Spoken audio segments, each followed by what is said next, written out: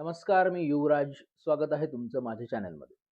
मंडळी, आज महाराष्ट्रात 2 बातम्यांनी धुमाकूळ घातला. राजकीय वर्तुळातल्या 2 बड्या नेत्यांच्या बातम्या आज गाजल्या.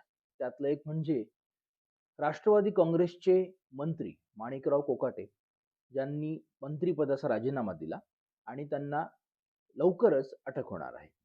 आणि दुसरी गोष्ट, राष्ट्रवादीचे नेते धनंजय मुंडे यांनी केंद्रीय गृहमंत्री अमित शहा यांची भेट घेतली.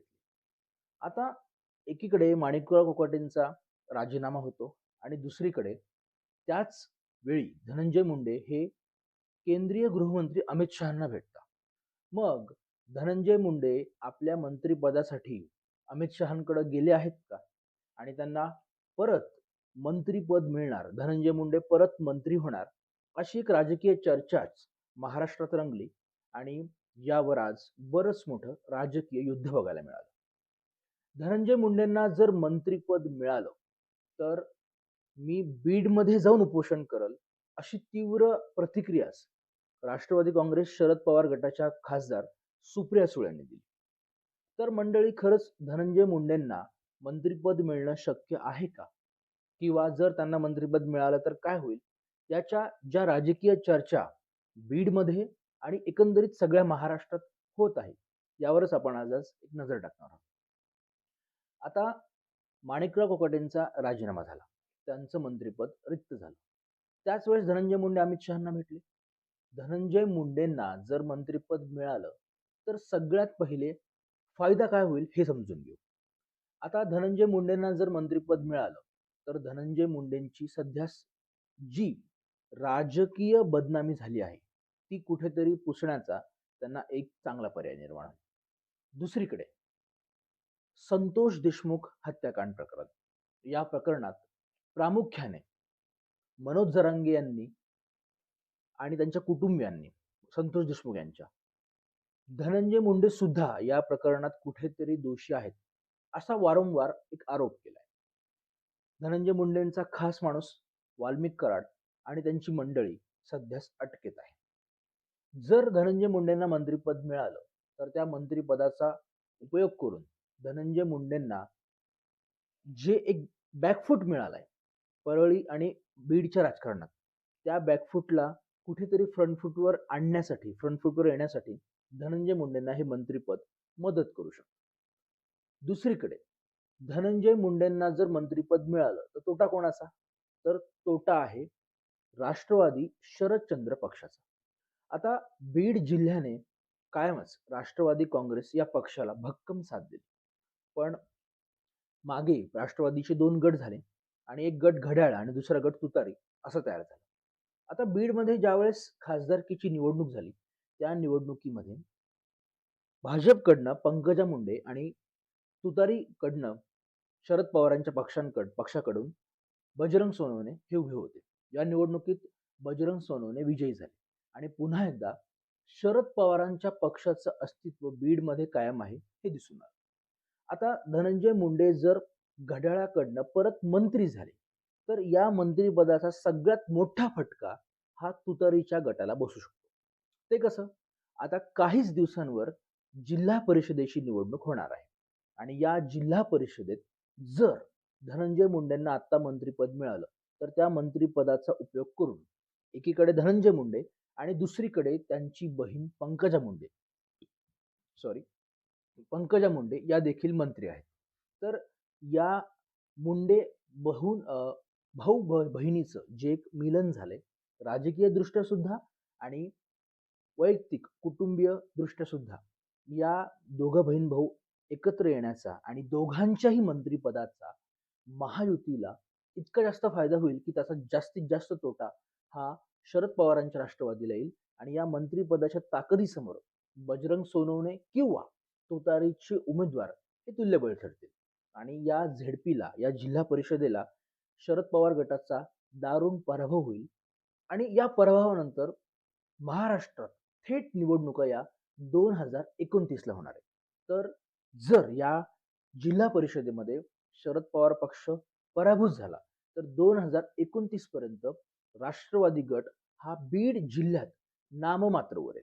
आणि उरले सुरले कार्यकर्ते सुद्धा आपल्या पक्षाचं सध्याच तरी काही भविष्य नाहीये हे डोळ्यासमोर ठेवून आपापल्या सोयीने राष्ट्रवादी घड्याळ, भाजप किंवा सत्ताधारी पक्षांमध्ये पक्षप्रवेश करते.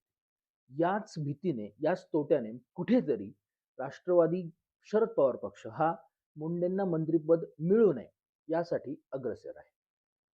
दुसरीकडे संतोष देशमुख हत्याकांड जे गंभीर प्रकरण आहे, या प्रकरणात धनंजय मुंडेंचे नाव मनोज जरांगे आणि इतर लोकांनी कायम पुढे घेतलंय आणि याच प्रकरणाला जनतेची जी एक गांभीर्याने बाब आहे त्याकडे जर न पाहता मुंडेंना मंत्रिपद मिळालं तर बीडमध्ये सध्याच काहीसा शांत झालेला जो मराठा विरुद्ध वंजारी वाद आहे तो परत पेटू शकतो याची दाट शक्यता नाकारता येत नाही.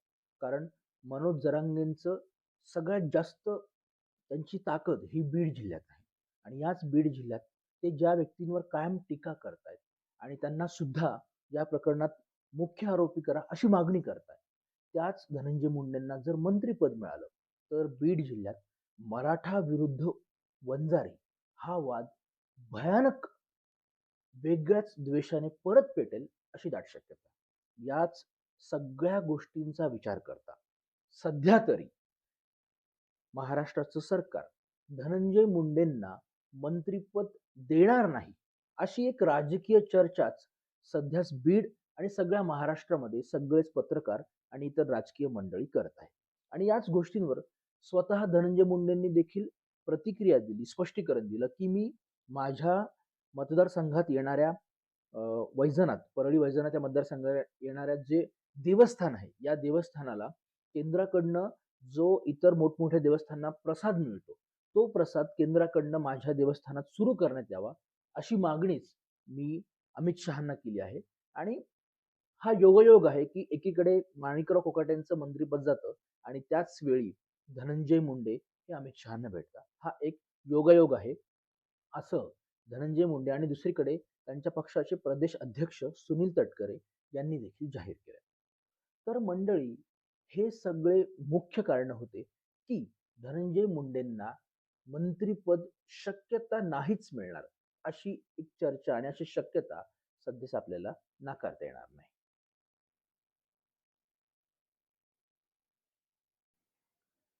आणि आपल्याला पुढची शक्यताही नाकारता येत नाही ती म्हणजे सध्यास महाराष्ट्रात भारतीय जनता पक्ष हा एकला चलो रे आणि एकला बहुमत आणो रे असा एक नाराज घेऊन चालण्याच्या विचारात दिसतोय. त्याचं कारणही तसं आहे. महाराष्ट्रात अनेक विधानसभा मतदारसंघात शिंदेच्या शिवसेनेला किंवा अजित पवारांच्या राष्ट्रवादीला शह देण्यासाठी आणि भविष्यात महाराष्ट्रात एक हाती बहुमत मिळवण्याच्या दृष्टीने अनेक शिंदेच्या शिवसेनेतील आणि राष्ट्रवादीच्या नेत्यातील राष्ट्रवादीच्या पक्षातील नेत्यांना भाजप आपल्याकडे ओढत आहे. आणि त्यातच बीडमध्ये सुद्धा धनंजय मुंडेंनी जर राष्ट्रवादीला सोडचिठ्ठी देत भारतीय जनता पक्षात प्रवेश केला तर त्या भागातही राष्ट्रवादी अजित पवारांची थांबवण्यासाठी हा एक राजकीय डाव असू शकतो. जर धनंजय मुंडेंनी भाजपमध्ये प्रवेश केला तर ज्या भागामध्ये धनंजय मुंडेंचं वर्चस्व आहे, घड्याळाचं वर्चस्व आहे, त्या भागात पुन्हा एकदा कमळ हे ताकदीनं फुलू शकतं. आता बघायला गेलं तर धनंजय मुंडे हे मूळ भाजपचेच, पण त्यांच्या काकांसोबत त्यांचा झालेला वाद, या वादातनं भाजपला सोडचिठ्ठी देत धनंजय मुंडेंनी राष्ट्रवादीत प्रवेश केला. पण आता त्यांच्या बहीण पंकजा मुंडेंशी झालेलं मनोमिलन आणि भविष्याचा विचार करता धनंजय मुंडे हे भाजपमध्ये जातील आणि बीडमध्ये आपल्याला आणखी कुठला मतदारसंघ तयार करता येईल का आणि आपलं भविष्य आणखी वाढवता येईल का आणि भाजपमध्ये ते जातील ही शक्यता नाकारता येत नाही. आणि कुठेतरी पुन्हा एकदा बीडमध्ये भाजप वाढेल आणि राष्ट्रवादी ही बॅकफुटवर जाईल या दृष्टीने सुद्धा भाजपचा हा खेळीचा डाव आहे का याची शक्यता सुद्धा आपल्याला नाकारता येत नाही.